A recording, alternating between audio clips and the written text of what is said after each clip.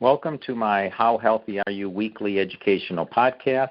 My name is Dr. Thomas Brewer. I'm a PhD chemist and nutritional blood microscopist. Today is August 15th, 2022, and this is podcast number 129, and it's going to be on gluten. My next podcast will be on September 12th. So one of the most important points I want to make in this podcast is that most gluten sensitivity actually manifests in the brain, not just the gut. And the reason for that is the link between the brain and the gastrointestinal system. Researchers now refer to gluten sensitivity, not just celiac, but simple gluten sensitivity, as a neurological disease. Gluten, if you don't remember, is a protein that's found in wheat, rye, and barley, and it's one of the most immune-reactive foods, and that's why there's a lot of talk about it, and we've all heard about it. We've heard a lot of negative things because it's a bad protein in our systems, and we mainly get gluten from wheat and wheat derivatives like couscous and flour, things like that. So remember, there's this gut health and brain health interrelationship, which means that gut inflammation and food sensitivities can cause brain inflammation. And this is very important. I'll say it again. Gut inflammation and food sensitivities can also cause brain inflammation. And that's the link that's really important. And a lot of researchers in the past have missed this. So newer research shows that only 13% of people with something called gluten ataxia. So gluten ataxia is the inflammatory brain condition that's caused by gluten. So only 13% of these people with this problem also had gastrointestinal systems.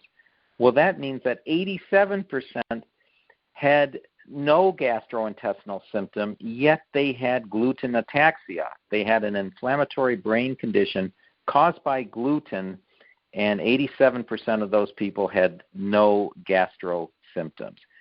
Interesting study. So gluten-free diet absolutely reverses the gluten sensitivity symptoms, as one would surmise. But something you may not have known is dairy cross-reacts with gluten. Our immune system tends to mistake dairy for gluten due to the similarity of the amino acid sequences, and therefore people will find that not just gluten will be a problem, but also dairy. Now, I tell clients during a nutritional blood microscopy that everyone is allergic to both gluten and dairy. The question is to what degree. So you don't need to have celiac disease or break out into hives when you drink milk. All of us are allergic to gluten and dairy. And one thing that gluten does is it will allow you to have leaky gut, which will then allow parasitic bacteria to go from your stomach or your intestines into your blood. So that's why I see parasitic bacteria in people's blood. Another important point, gastrointestinal inflammation from gluten sensitivity, not necessarily full-blown celiac disease, can lead to white matter brain lesions. So these are the areas of damage that's seen in an MRI when someone has neurodegenerative conditions such as MS. So I talked about MS, multiple sclerosis, in today's newsletter article, and I showed and mentioned about vitamin D being very good for those with MS. But there's also a link with gluten sensitivity, again, that link between the gut and the brain. Also, standard gluten sensitivity testing, which is what most people get, only tests for one component in wheat, yet there are over 100 different components in wheat that could cause an immune reaction. So that's why a lot of this is not diagnosed. Finally, the worst thing that can happen is known as molecular mimicry. And molecular mimicry is when the body mistakes one molecule for another because they're similar. So this can happen when our immune system mistakes brain tissue for gluten. So therefore, our immune system will attack our own brain tissue. So big problem.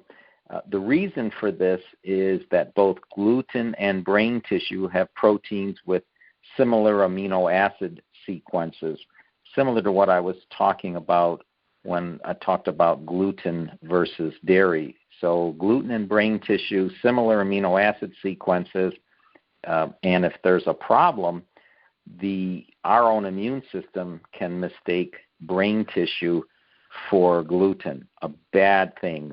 This is the ultimate autoimmune problem. The bottom line here is neurological symptoms can be caused by gluten. It's not just the gut. And we are all sensitive to gluten. So that's all I have for today's podcast. Please leave a comment, and please don't keep this information a secret. Thanks for listening.